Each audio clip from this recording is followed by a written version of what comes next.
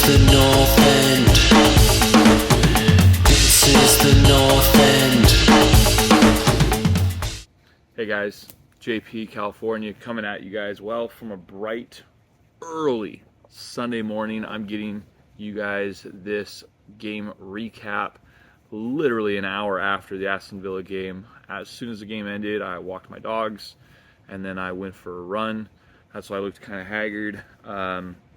I'm tired and wearing like workout gear with sweat stains because I needed to go for a run. I don't know, watching soccer makes me want to get up and run and exercise again and play again, if only for a little bit, and then I twist a knee and that's kind of it. Let's get into it with the good, the bad, and the ugly about Aston Villa versus Man U. You guys know the deal. If you guys like this content, please like and subscribe. Get at all this stuff. All United fans, you guys can come start hating on me. All the Villa fans, you guys can show me the love. I'm looking for 10 likes. If we can get 10 likes, I'd be stoked. Please do. I know it's like a pain in your butt, but it doesn't take you guys anything. Half you guys are logged into accounts anyways. Just click that like button. Move on. It's cool. I love it. Please do. Let's get into the good, the bad, and the ugly. And there's my dog Champion there. Hopefully he doesn't just sit down and take a big old dump right in the background, because that's kind of how this game was. It was a giant dump of a match. And every now and then, a Villa fan will say, you know, you're not really a Villa fan. You can't go to games. You live all the way across the pond. And it's like, bro, I wake up at 7 a.m. for games. This game was at 6 a.m. and I woke up for it. So all those type of fans, you guys can just scurry off away. The good for this match is that Aston Villa still got a point. Everyone knows that Villa's worst team to play against is United. And even going into this match, I didn't think Villa would win. I felt United would have their best game of the season. That's just who they are. They love to play well against Aston Villa. They can be down 3-1 and come back and win the match. So it's kind of a catch-22. You know what? This is the worst United team. I've seen the reports that this is actually their worst start to a Premier League season ever. So this could be considered one of the worst Man U teams of the Premier League era. But I still kind of expected Aston Villa to lose this game. Just a freak, and especially after last year when we were 2 goals up and still lost. You know, I kind of expected those things to happen. So for Villa to go on and get a tie, I guess that's good. I guess. Villa's done very well this season for the beginning of the setup. So that's my kind of take. Is the good is that Villa still hung on for a tie, even though we didn't play well, even though United didn't play well, even though it was a crap match and I had to wake up at 6 a.m. to get it. Villa still got a point.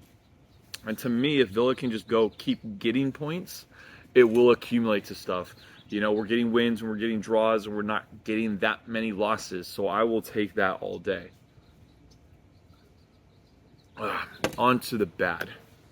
The bad for me, and I've said this in my group chat, is Unai Emery's squad rotation. Unai Emery doesn't rotate his squad. He doesn't do it very well at all. He hasn't done it this season. And many of you guys are going to say, we're only 7 or 8 games into the season. You're right. But when players are coming back from injury like Ramsey, and then he's fit, and then you play him every game for 5-6 games straight in 3 weeks, he's going to get knackered quickly, his body won't recover properly, and he's going to get hurt. Just like against Bayern Munich. People are going to say, you know, these are professional footballers. Yes, but players like Oli Watkins, John McGinn, Konza, they might be some of the best players for Aston Villa and been around the longest. That doesn't mean they're ready for the 8 extra games of the Champions League to be thrown in, and cup games and all this stuff. Let's look at the guys who have gone down injured in the last 3 weeks via injuries because they haven't been taken off. That's Konza, Onana, Ramsey, and McGinn. That's a lot. And now let's look at the guys who he hasn't rotated at all. Before their injuries, it was McGinn, Konza, Onana, and Ramsey. Without injuries, Dean, Pau Torres, Tielemans, and Watkins. That's 8 guys. 8 guys, and not including Martinez. Martinez hasn't rotated either. So it's 9 guys of an 11 that he hasn't rotated at all. That isn't really preparing for a thick winter break. I would have liked to see better rotation against Ipswich. I understand you got to play your best against teams like Bayern Munich and Manchester United, and that's understandable. But like Ipswich, you could have made rotation, right? You could have given John McGinn a break, especially John McGinn, who for some weird reason still plays every single match for Scotland, right? Thankfully, Diego Carlos has come back. Because if he wasn't ready, we'd be in a really bad position right now, and would have been for this game and last game for that matter. But you know what? I love Unai Emery's the best manager Aston Villa has ever had that I've seen. He might be Aston Villa's best manager ever. He might win us a title. He might get us in the Champions League again. But his rotation of players is almost Martin O'Neill-esque. So I hope he can remedy that. I hope he can start to fix that little bit of an issue. And the ugly for today is the injury list. Let's go over it. Today, Konza went down. Unai Emery says he doesn't know how bad it is, but thankfully the break is here, and thankfully the break is here.